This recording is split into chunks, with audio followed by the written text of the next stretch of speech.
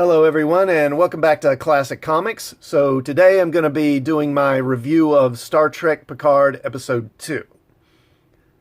So the episode starts off with a flashback to the attack on the Martian shipyards that we were told about in the first episode.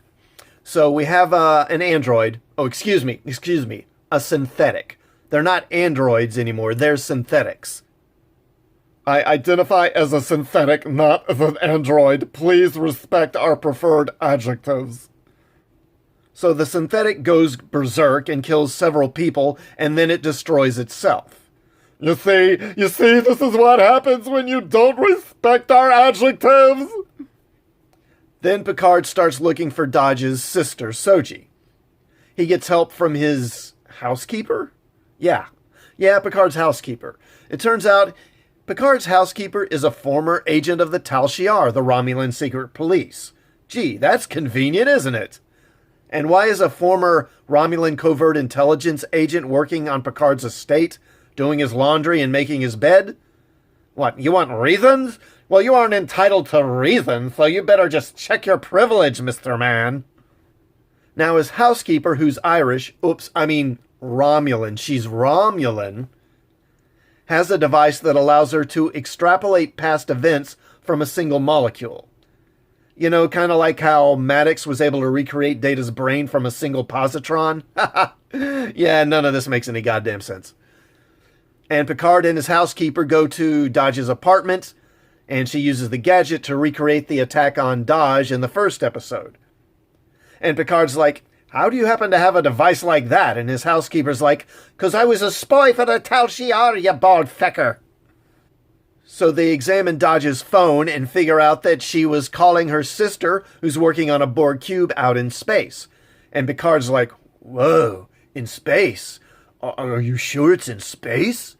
As if working in space is somehow a big revelation for him.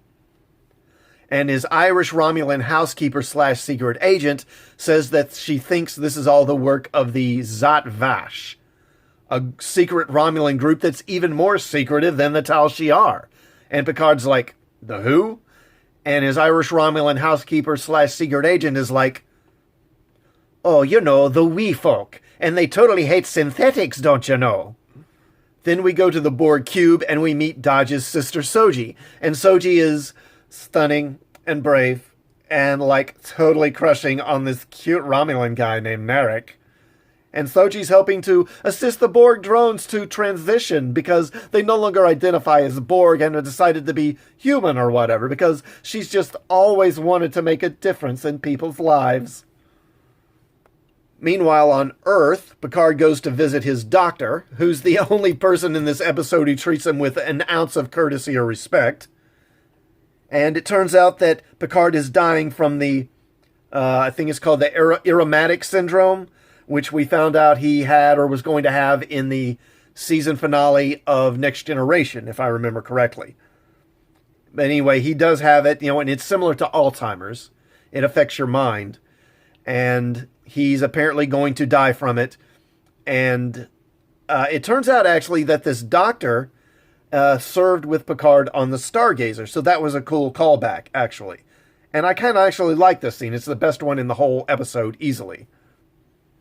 Then Picard goes to Starfleet Command, and he needs a visitor's pass. So he goes to the front desk, and the guy asks him his name, and he's like, Jean-Luc Picard. And the guy at the front desk has no idea who he is, despite the fact that there's a huge frickin' hologram of the Enterprise D floating literally right over his frickin' head, and Picard just did an interview in the last episode that was broadcast all over the Federation. And the receptionist is like, go to bed, old man, who do you think you are? Jesus, this show is stupid. So then Picard meets with Admiral Bea Arthur and asks her for a spaceship, and Bea Arthur is like, you think you're entitled to a starship because you're a man? You better check your privilege. And she scolds Picard and kicks him out of her office. And you know what? She doesn't even thank him for being a friend. Oh yeah, and she says the F word because Star Trek is edgy now. Yeah, this isn't your daddy Star Trek, and we're not all like, beam me up Scotty, or engage, because the future is female, and now we're all like, pew pew pew pew, so check your privilege. So Picard goes back home, and Dr. Jarate is there from the first episode. And she is stunning and brave, and she is like totally into science and stuff. And she's reading I, Robot. And Picard mentions that he's never really liked science fiction very much, and that he just doesn't get it. Yeah. Irony. Yeah, you get it? Yeah, because it's ironic. Because he's in a sci-fi show, but he doesn't like science fiction. I hate this frickin' show. Meanwhile, back at Starfleet, Admiral Bea Arthur contacts a Vulcan Commodore and tells her about Picard's request. Then the Vulcan Commodore informs a Vulcan lieutenant named, get this, Lieutenant Rizzo, and tells her to stay on mission, whatever that might mean.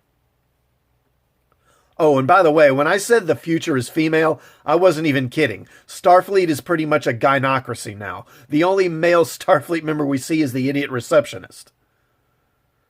So then Lieutenant Rizzo calls up Narek on the Borg cube, the guy that Soji is flirting with, who is actually Rizzo's brother, it turns out.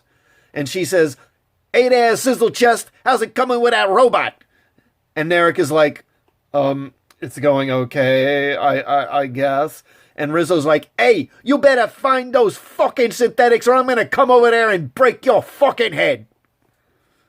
And the episode ends, mercifully. Ugh.